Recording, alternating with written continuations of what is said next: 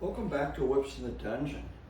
I recently was at a play party at the Woodshed Red Dungeon, and it was pretty well attended, but it was sparse enough that I had enough room in that dungeon that I could actually throw a 6-foot bullwhip.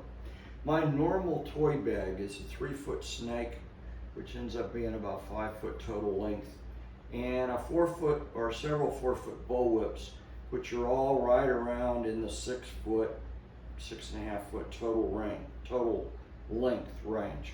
Because you actually only measure a bullwhip from the pommel to the fall hitch, the plaited part of the whip. So all of this the fall and the keeper, or from the keeper, the fall and the cracker don't count in the measurement of the length of a bullwhip. But when you're actually in the dungeon throwing, you have to account for the total length of the whip. So a 6-foot bullwhip is in reality 8-9 foot long total length. And they're all handmade, so they're all a little bit different. Today I'm going to be throwing a 6-foot target bullwhip by Peter Jack, and then also a 6-foot bullwhip by Bill Knowns. I don't believe Bill's plaiting any longer, but Bill made excellent long whips. So I consider any whip that's longer than 6 foot total length to be a long whip. So even a 5-foot bullwhip would be longer than 6 foot total length. Anything longer than 6 foot total length is a long whip as far as I'm concerned for dungeon play.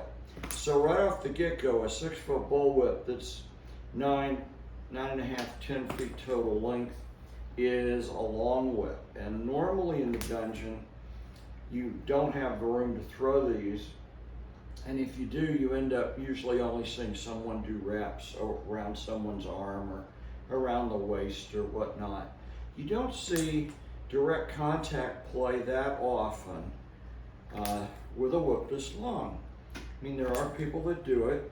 Generally speaking, you see that happen outdoors, but in indoors, at an indoor venue, it's a rarity to have enough room, and then on the other end of that, to see someone with enough skill to do that.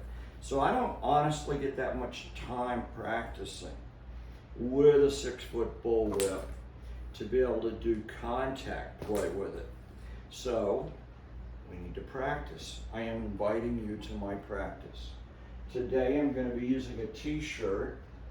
The goal with the t-shirt is just to achieve a rhythm with the music with the 6-foot whip that's slower, that I can consistently achieve rollout and feather that t-shirt.